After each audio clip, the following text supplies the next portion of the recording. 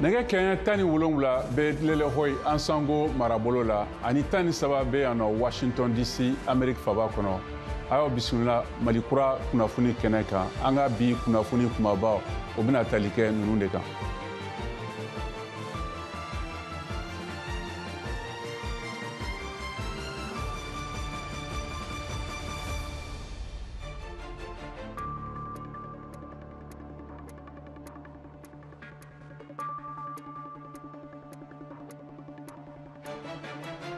On reprend tout.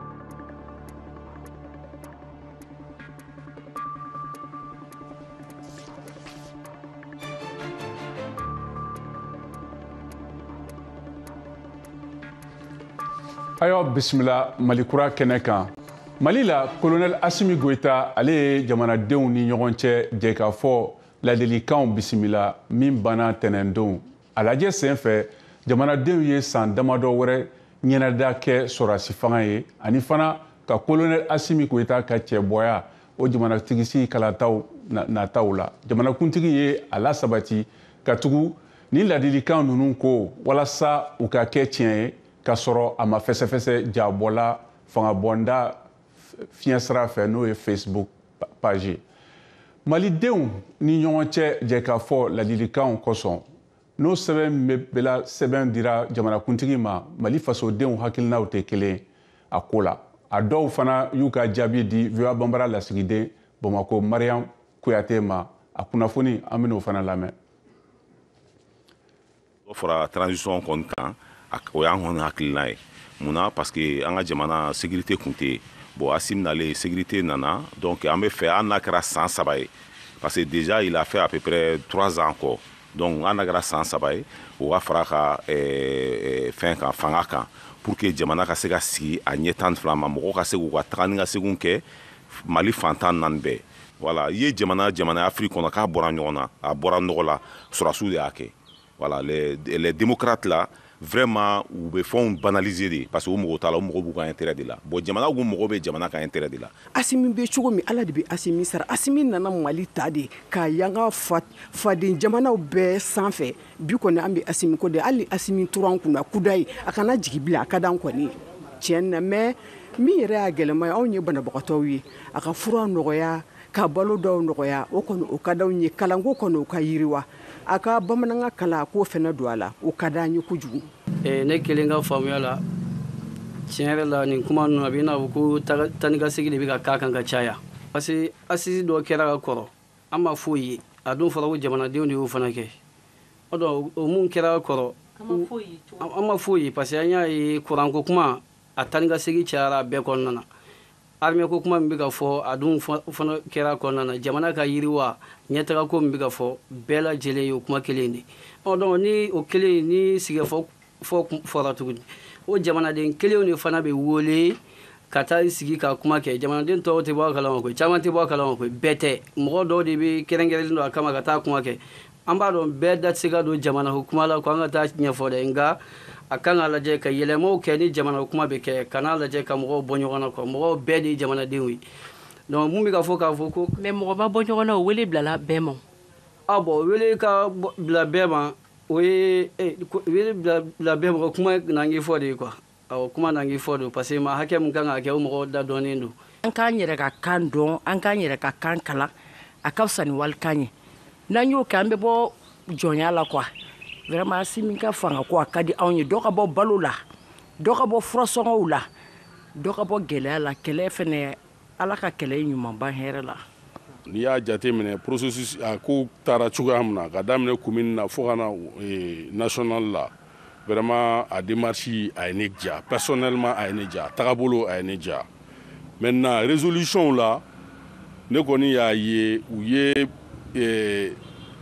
décision ba minnu ta bon ne bolo décision ninnu u ye commentaires k'u la kojugu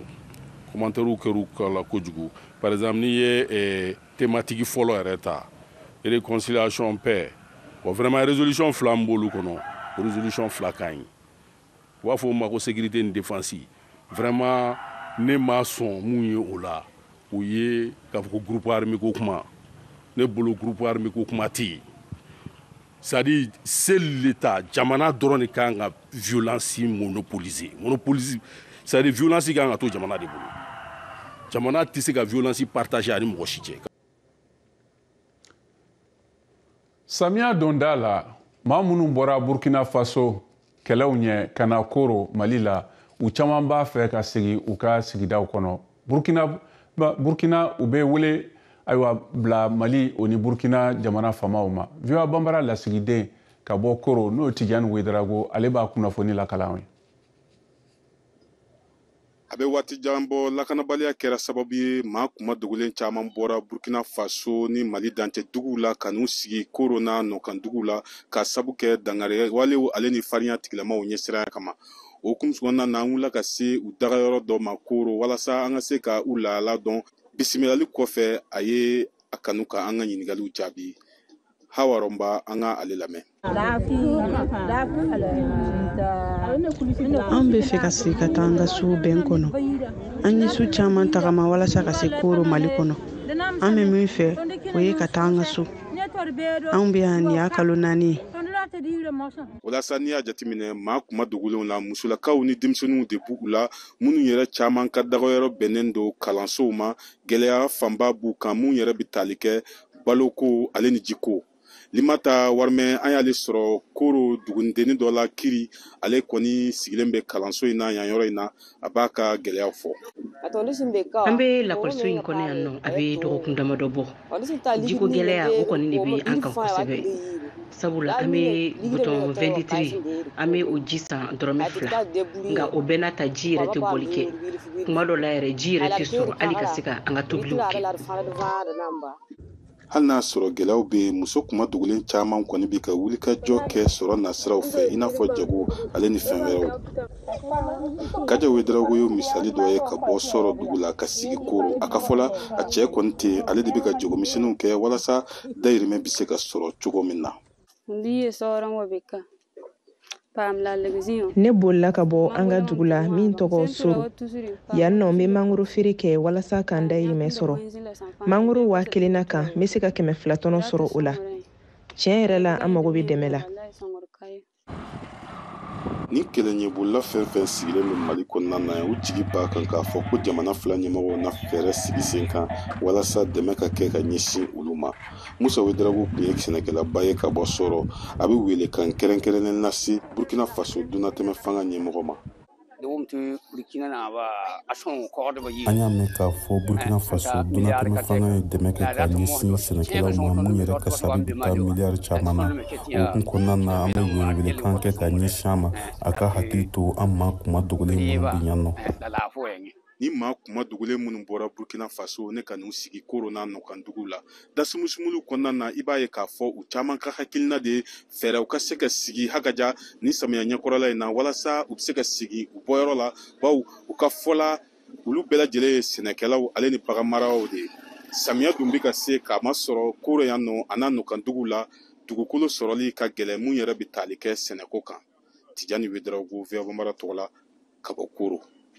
Dɔgɔkun tɛmɛnen laban na Amérique lasigidenw min bɛ Mali la kɛrɛnkɛrɛnna Bamako o ye anglɛkan jiralen dɔ labɛn ka yɔrɔ na ka sababu kɛ ka kamalinu caman o ni anglɛfɔkulu n'o ye English Club olu caman sen don o la. O hukumu kɔnɔna na VOA Banbara lasigiden Bamako Mohamed Daɲogo ale b'a lakalen. Ni kɛnɛ min sigilen filɛ nin ye l'Amérique jamana ka lasigiden so fɛ o de ye ka walasa anglɛkan kalan halisa ka o don ba la. Adama Kuyate n'ale bɛ ca kɛ l'Amérique jamana ka lasigiden so la n'ale ka baara ɲɛsinnen don anglɛkan kɔni o donna ba la an k'ale lamɛn. Lajɛrɛ in sigira sen kan Amérique ambassade fɛ ani an ka bolodi ɲɔgɔnma club d'anglais olu ka jɛkuluba dɔ bɛ yen n'a bɛ f'o ma ko MECC donc an n'u la an bolodi ɲɔgɔn ma ka ni lajɛrɛ organiser a kun tɛ dɔwɛrɛ ka Mali population maliyɛnw ka kunnafoni di u ma anglais yɛrɛ nafa kan. Kulu 8 Bamako kɔnɔ minnu ɲɛsinnen don anglɛkan o kalan na mɔgɔw kun ani ka don ba la olu de wulila nin kɛnɛ kan olu cɛla mun tɔgɔ ko Our English Speaking Space o bɛ o la Aminata Sise ale ye o ɲama dɔ ye an k'ale lamɛn. Joie ba de don an bolo parce que n'i bɛ fɛn mun kan ni mɔgɔw bɛ k'i dɛmɛ a ko la fo ka i wele u ka yɔrɔ la ka na a ɲɛnajɛ kɛ an tɛ se ka a kuma fɔ ka se a dan ma an bɛ jɛkulu minnu bɛ wele anglais club Mali la yan nɔ bɛɛ b'a dɔn anglais ye kan mun ye n'i bɛ anglais mɛn i bɛ se ka taa diɲɛ fantan naani bɛɛ la o de la an bidenw an bi jeunes ko an bɛ fɛ ka anglais kɛ an ka kan ye ka baaraw sɔrɔ opportunité ba de bɛ anglais kalanni na donc n'i bɛ se anglais la i bɛ se ka taa diɲɛ fantan naani bɛɛ la ka sɔrɔ i ma tɔɔrɔ ka sɔrɔ i ma ɲani maa caman bɛ yen n'u ye nin lajɛrɛ in kɔni komɛ bɔlɔlɔsiraw fɛ olu senfa ka se nin kɛnɛ kan walasa anglais min kanu bɛ u la u ka se ka yɔrɔ sɔrɔ u bɛ se ka taa a kalan yɔrɔ min na Fatumata Dit Funɛ Bari o bɛ o la an k'ale lamɛn. Ne nana bi walasa an ka se ka don club dɔ la ka anglais kalan ka ɲɛ depuis n ka dɔgɔ anglais ka di n ye n bɛ fɛ k'a dege fɛn bɛɛ donc kɛlen ka na bi ye n y'a dɔn ko nin ye opportunité ɲuman ye n ka se ka anglais kalan parce que nafaba de b'a la bi bi in na i bɛ baara ɲuman sɔrɔ n'i b'a dɔn i ni mɔgɔba bɛ kuma a la c'est très important. Ali n'i bɛ ka fura notice kalan presque la plupart a bɛɛ bɛ anglais la bi bi in na. Mun kɔni ye l'Amérique jamana ale ka lasigiden kɔni ye Mali la n'o ye Rachina Kɔrɔnɛ ni ala yira k'a fɔ k'u kɔni u ye nin kɛnɛ in sigi walasa ka malidenw kɛrɛnkɛrɛnnenya a sifinnakaw olu dɛmɛ u ka baaraw sira kan. I find that since I arrived here, Malians have expressed a huge amount of interest in learning English. An y'a faamuya k'a fɔ nin kɛnɛ ninnu a sigili a ɲɛci o bɛ malidenw caman ye kɛrɛnkɛrɛnnenya a sifinnakaw sabula anglican kalan diɲɛ kɔnɔ bi n'i bɛ ale mɛn i bɛ se ka taa diɲɛ fan bɛɛ wa baara kan de don i bɛ se ka kɔni baara kɛ ni a ye ni jamana caman wɛrɛ ye o de y'a to an ye nin kɛnɛ sigi sen kan walasa ka se ka u nafa.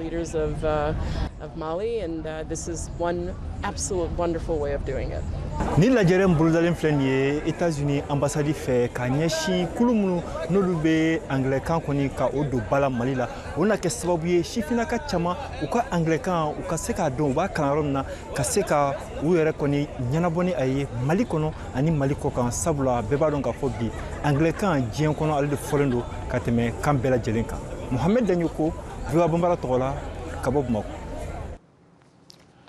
Ipsos ka ɲinini dɔ kɛra kɔsan na bagabagali minnu bɛ kɛ jɛmufan kan o kɛra Ameriki kalatalaw ka haminakoba ye ka tɛmɛ sɔrɔkow ni jamana kɔnɔtalaw kan. VOA Bambara lasigiden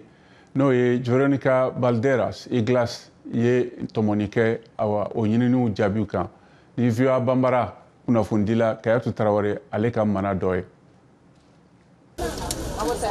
Dantopa Kotonu Suguba Benin jamana sɔrɔ a n'a sanni feerew bɛ latigɛ yɔrɔ min kɔnɔna na client dɔgɔyalen don kosɛbɛ Mapɛngnɔ dutigi ka kabakisɛ feere yɔrɔ butigi kɔnɔna na taabolo min ne a dogolen tɛ mɔgɔ si la ne a ma sɔrɔla ka sababu kɛ sɔrɔw gɛlɛyabaw kɔlɔlɔw ye min kɛlen bɛ ka Benin faaba kɔnɔna gosi nin waati ninnu na jamana fantan naani bɛɛ lajɛlen kɔnɔna na dɔ farala dayirimɛminɛw sɔngɔw gɛlɛyaw kan kɛrɛnkɛrɛnnenya la fɛn min ye kabakisɛ ye n'a sɔngɔ doublé la misali la tile damadɔ tɛmɛnen dɔrɔn na kabakisɛ kilo bɔra sefa wari 40 na ka taa bila fo a 80 na yɔrɔ dɔw yɛrɛ la a bɛ feere fo 90 kaba kilo 120 bɛ ka feere sisan 7,000 ani 200 ɲɔgɔnna la ka kɔn 600 kɔrɔlen kan a gɛlɛya ma sɔrɔla Benin ani Niger dancɛw datuguliw la ka sababu kɛ fanga dafirili waliya minnu kɛra sɔrɔdasiw fɛ Niger juillet kalo la san 2023 waati la ani Nigeria fɛnɛ ka tajikow gɛlɛya Benin yɛrɛ ka taji bɛ bɔ jamana min kan fɛnɛ nana fara nin gɛlɛya ninnu kan a dayirimɛminɛn gɛlɛya kɛra jigilatigɛba ye fasojamakuluw bolola la o sababu la baarakɛlaw ka lafasalikɛkuluw ye wulikajɔ caman kɛ yaasa ka u ka nisɔngoyaw jira ka kɛɲɛ ni a waleyaw ye taabolo min ne a kɛlen bɛ ka farafina tilebiyan fanfɛ jamana fitini fasojamakulu mɔgɔw ka dongo don jigilatigɛw da kɛnɛ kan Eugénie Ajumunde ale y'a yira k'a fɔ ko fɛn bɛɛ de gɛlɛyalen don. Fɔlɔ 100 sefa tun bɛ nasɔngɔ bɔ nka sisan fo 1000 ɲɔgɔn de ka k'i bolo tamati kuru 5 u bɛ feere 100 sefa la foronto sara 1 o sɔngɔ bɔra dɔrɔmɛ 5 sefa la ka taa bila fo sefa 20 ɲɔgɔnna la gɛlɛya yɛrɛ de bɛ an kan. Blandine Segun n'ale ye feerekɛla ye Cotonou Dantonpa sugu la ale y'a yira k'a fɔ ko degunba de bɛ u kan kojugu. An tun bɛ barana sira min san fɔlɔ 8,000 o de nana k'an bolo bi 16,000 kuma dɔ la 18,000 dɔw yɛrɛ b'a firi 20,000 wa barana misɛnnin fɛnɛ de don min yɛrɛ kɛla sababu ye an tɛ ka nafaba sɔrɔ a la an kɔni sɛgɛlen don jamanadenw sɛgɛlen don. Sugulata gɛlɛyalen bɛ an bolo fɛn bɛɛ de gɛlɛyara i yɛrɛ t'a dɔn i bɛ fɛn min kɛ tuguni nin sannikɛla muso nin ka fɔ la. fɛn bɛɛ de gɛlɛyara wa an bɛ wele bila an ka ɲɛmɔgɔw bɛɛ lajɛlen ma u ka hakili to an na yaasa an bɛ se ka fiɲɛbɔda sɔrɔ cogoya min na gɛlɛya bɛ an kan fo an n'an furucɛw ni ɲɔgɔn cɛla la sabula an tɛ se k'a f'u ɲɛna ko wari in bi d'a ma a t'a bɔ. an laban n'an tɛna an yɛrɛ faga an bɛna mun de kɛ ka kɛɲɛ ne nin ko ninnu gɛlɛya ninnu yɛrɛ ye. Isabelle Jaramedo feerekɛla sugu nin kɔnɔna la ka seereya la. an laban bɛna sɔn ka sa an bɛna kɛ cogo di ni nin suman ninnu sɔngɔ gɛlɛyali ye a tun tɛ tan fɔlɔ mago wɛrɛw banna k'a ɲɛnabɔ n'o ye an ka sow ani takisiw sarali ye. jamana fanga min bɛ yen sisan o kan ka k'a miiri anw na bawo anw fana nɔ b'u ka sirili la. Bɛnɛ sɔrɔ nasiraw binna ka don gɛlɛyaw kɔnɔna na min kɛra sababu ye ka faso jamakulu ka ŋunuŋunu caya ne a bɛ senna kabini san 2023 waati ninnu na a tuma na ne a ko fɔra kosɛbɛ duniya keleyatɔnba ka jigiɲɛsoba Banque mondiale fɛ fanga ye sumanjala ninnu labɔliw jamana kɔ kan lajɔ yaasa ka dayirimɛmina ninnu sɔngɔw jatew minɛ ka u lajigi ka dɔbɔ u la nga a ma se ka fosi de bɔ a gɛlɛya la. kɔsadana nisɔngoya wulikajɔ ninnu ne fanga ye a kɔ ni barika ye be a seereya k'a fɔ ko politiki siraw ka gɛlɛn kosɛbɛ jamana nin kɔnɔna na ka dansigiliw kɛ kanablaw fɛnɛ la ani ka mɔgɔw bali ka u ka nisɔngoyaw jira olu ye hamina sirabaw de ye ka kɛɲɛ ne bɛjɛ fanga ye b'a yira k'a fɔ ko bɛjɛ fanga fɛnɛ da bɛ k'an ka siri jamana kɔnɔna na min tun ka politiki siraw dayɛlɛnin tun lakodɔnnen don kosɛbɛ duniya gun kan fɔlɔ la. denmisɛnninw minnu bɛ Burkina Faso ni kɔngɔ kɔrɔtɔlen bɛ minnu kan olu hakɛw bɛna caya ni san 2 ninnu na ka se maa 210 o ɲɔgɔnnaw ma san 2024 camancɛ la ni dumuni dɛmɛ kɔrɔtɔlen ma di. lakanabaliya ani waati yɛlɛma sɛgɛnw ka fara dumuni sɔngɔw o bɛ ka gɛlɛya ni juguya ka kɛɲɛ ni baɲumankɛ tɔn dɔ n'o tɔgɔ ye ko Save the Children ye. dɛmɛbagaw kan ka dɔ fara u ka dɛmɛw kan walasa ka adamadenya balawu ni bali baɲumankɛ nin bɛ o dantigɛ. Burkina Faso ye mɔgɔ 2 ni kɔ minnu ye u ka yɔrɔ bila ka kɛɲɛ ni fanga ka jatew ye minnu bɔra fanga fɛ salon. a ye to sɔgɔlen an ka jɛmukan kɛnɛ kan an bɛna tulo kɛrɛbɔ ni laseli ka sɔrɔ ka na segin k'an ka don kibaruya tɔw lase aw ma.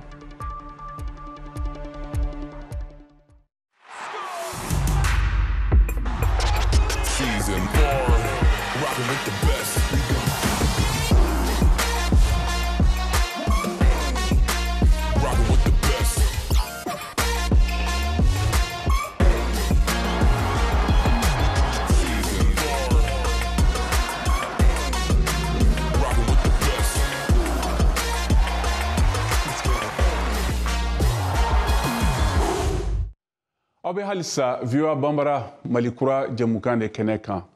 Sisan Eswatini ka finiko baara la n'o ye industrie textile ye o baarakɛlaw ba caman minnu cɛla nimisele dilan min o ye denba ye kelen min si bɛ san 28 la olu bɛ cogoya jugu o muɲu u bɛ baarakɛyɔrɔw sɔrɔ minnu tɛ saniya sara dɔgɔyali baarakɛ waati janw sarabaliyaw danfara jugu ani gɛni tilenbaya kɔnɔ o baarakɛlaw ko namara o ni sariya danfarana o b'a to o tɔnw bɛ se ka ayiwa sɔrɔ olu la n'u ko kana musi n'ale matasfa o dilanni fɛn yɔrɔ ye n'o ye usine ye o baaradɔ k'o fɔ VOA Bambara kunnafonidila Washington Mariam Traoré ale b'a kunnafoni bayɛlɛma ye an ka lamɛn. Bolla baarakɛla kulu dɔw tun talen don u jɔ u ka fini dilan cakɛda dɔ min bɛ wele ko usine textile New Life Garment Dalalala Matsafa ni u ka baarabila gafe ye u bolo u sɔn jalenba ni maa kofɔlen ninnu tun bɛ k'a ɲini k'u b'a fɛ ka kuma u ka cakɛda so ɲɛmɔgɔ fɛ Nelisiwi Dlamini ye fini dilanyɔrɔ New Life Garment baarakɛla kɔrɔ ye a ko an sɛgɛnna ni lagosili ko ninnu na anw ye bunadamadenw de ye anw tɛ mansini ye wa anw ni sara damakɛɲɛlen ka kan wa an ka yan ka bonya fɛnɛ baarakɛla ɲɛmɔgɔ juman de bɛ yen min tɛ a ka baarakɛlaw bonya an bɛ baara kɛ gɛlɛyabaw de kan min dɔ bɛ tali kɛ sanuya ko kɛnɛya ko an bɛ lɛrɛ camanba de kɛ kulopinɛti baara la aw bɛ se ka da la cogo di k'anw bɛ bɔ de ka taa ji ɲini palan kɔnɔ n'an b'a fɛ ka taa ɲɛgɛn na o fɛnɛ kɔfɛ an bɛ fɛn bɛɛ lajɛlen de fili palan dɔ kɔnɔ ɲɛgɛn kɔnɔna in na an bɛ baara kɛ gɛlɛya kan wa an tɛ sara ɲɛnama sɔrɔ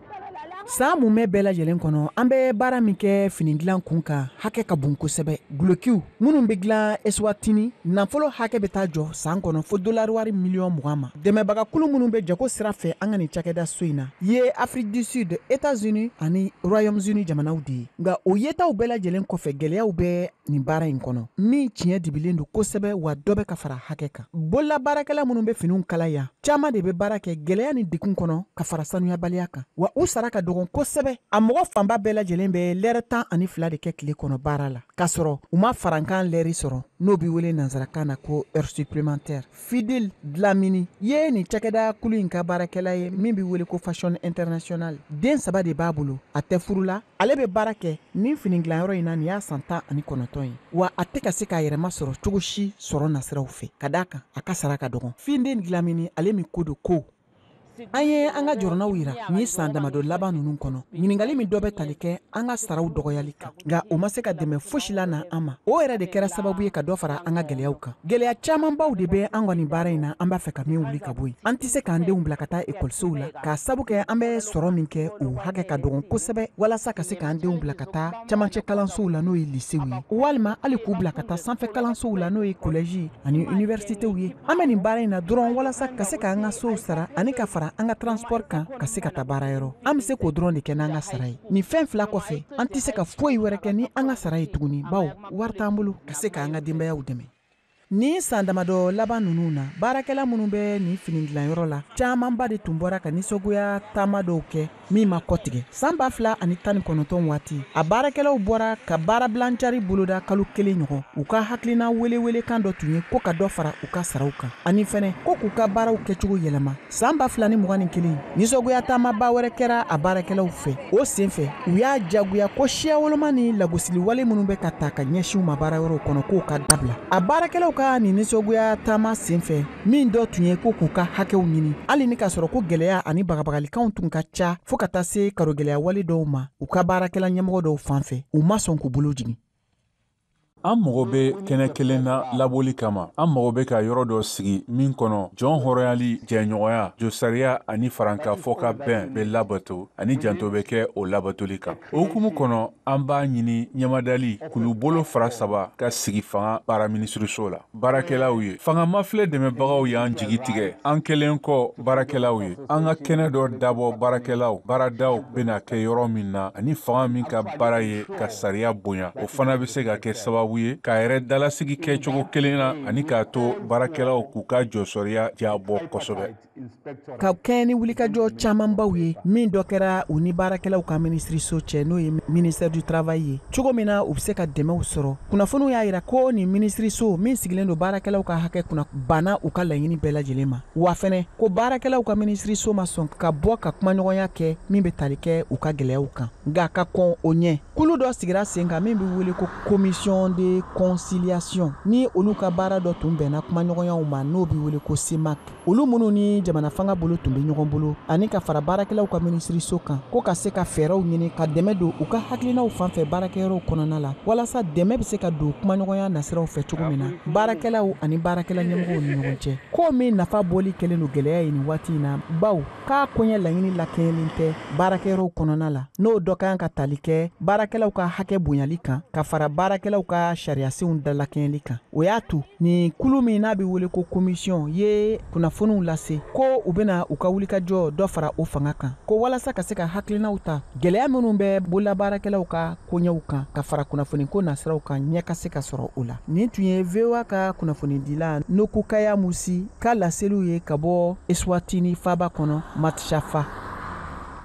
Awa sisan an bɛ taa Mali jamana camancɛ fan la kɛrɛnkɛrɛnnenya Banɲangara n'a yirala k'a fɔ ko sigidaw ka laadalako ɲɛnajɛ n'o ye festival de Banɲangara ko kɛra min ɲɛsinnen bɛ hɛrɛ o ni sigida mɔgɔw ka jɛɲɔgɔnya la. VOA Bamara lasigiden ka bɔ Banɲangara mara la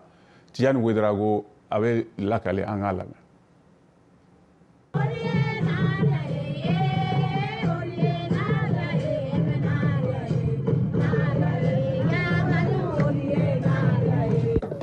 tilefilɛ ɲɛnajɛ in kɛra sababu ye ka Banɲangara a ka jɛ dɔgɔnɔdugu seko ni dɔnko bɔ ka da kɛnɛ kan diɲɛmaw bɛ se k'a ye ko kura ye cogo min. lakanabaliya kun kɛmɛ sababu ye ka na ni gɛlɛyaw ye o de kun y'a to ɲɛnajɛw kun tɛ se ka kɛ marabolo in kɔnɔna na nka laɲini min kɔni b'a la o de ye bɛn ni kelenya bɛ se ka segin ka na maaw ni ɲɔgɔn cɛ ni marabolo in kɔnɔna na. Eme ha masogoni ha ngola ga nasara ye baudola ga sarai eme pangani dindoga eme amasogo eme amasogo eme amasogo wala akura te fen wɛrɛ ngo mbe ala wele aka hina adenw na aka na kodon adenw na bi dɔgɔnɔ dugu la an sigana setan ye dɛmɛbaga tan na a dɔnkili b'o dɔ fɔ donc an bɛ ala wele a ka na kodon adenw na.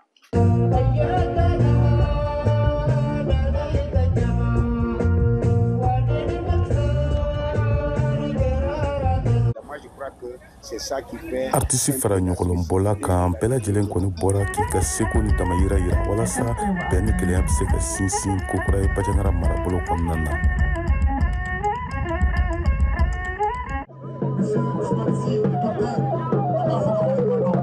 Fulaw olu ma to ko nin ko in na fiyewu.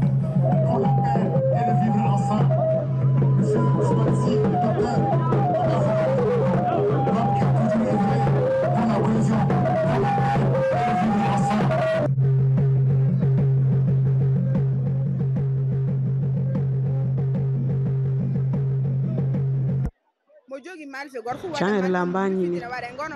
n balima mun kɛn bɛ ka marifaw ta u ka marifaw bila.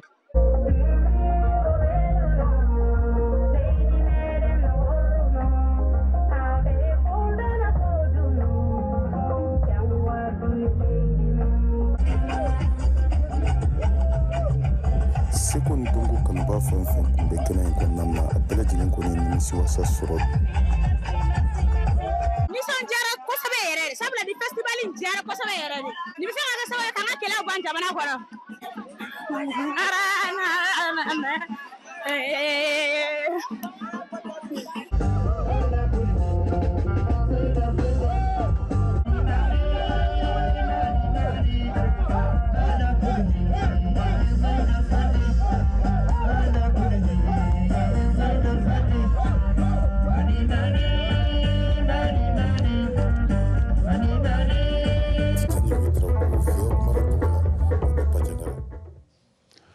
Sisan an bɛ an ka bi don farikolo ɲɛnajɛ kunnafoniw lamɛn ka bɔ Bamako VOA Banbara lasigiden Saka Traoré bolo. Farafina gun kan muso sirantɔlɔntan kunda farafina tilebiyanfan jamanaw minnu bɛ UFOA kɔnɔna na olu muso sirantɔlɔntanaw minnu si ma tɛmɛ san 20 kan n'an ko U20 olu bɛna ɲɔgɔn sɔrɔ Dakar Senegalikaw fɛ ɲɔgɔndan na ɲɔgɔndan tɔgɔ tournoi UFOA a ɲɔgɔndan bɛ daminɛ mai kalo tile 20 nata ka kuncɛ tile 30 nata san 2024 na Senegalikaw fɛ yen tournoi UFOA min bɛ musomaninw kofɔ minnu si ma tɛmɛ san 20 kan U20 a tirage au sort bɛ kɛ sini araba mai kalo tile 15 san 2024 na Dakar Senegal Sirantɔlɔntan Fédération Jabala la ni nɛgɛ 11 tana gosira Mali heure la a tirage au sort bɛ kɛ jamana minnu don minnu bɛ UFOA kɔnɔna na u dantigɛlen filɛ 9 don Mali, Mauritanie, Sénégal, Gambie, Guinée-Bissau, Libéria, Cap-Vert ani Sierra Leone. Ɲɔgɔndan nafan ka bon kosɛbɛ kosɛbɛ Mali degeli karamɔgɔ Ibrahim Baba Samake ka fɔ la n'a bɛ wele Janka n'i b'a dɔn ko Mali sirantɔlɔntana musomaninw minnu si ma tɛmɛ san 20 kan u famana ka bɔ farafina gun kan ani diɲɛ gun wɛrɛw kan sirantɔlɔntan bunnagun kan o de la Mali bɛna taa ɲɔgɔndan in kɛnɛ kan ni jɔnjɔn tali hakilina ye n'o ye trophée ba ye n'o ma sɔrɔ ka jɔyɔrɔ ɲuman sɔrɔ kɛnɛ in kan n'a kun cɛra Janka ka fɔ la o de la baara bɛ sen na VOA Banbara tɔgɔ la Bamakɔ Siyaka Traoré kala seri don. Ni bɛna dan sigi an ka bi jɛmukan la aw bɛ se k'an sɔrɔ bɔlɔlɔ kan www.voabanbara.com ani fana aw bɛ se k'an sɔrɔ fiɲɛ sira fɛ n'o YouTube, Facebook, Instagram kan aw k'an bɛn waati wɛrɛ la.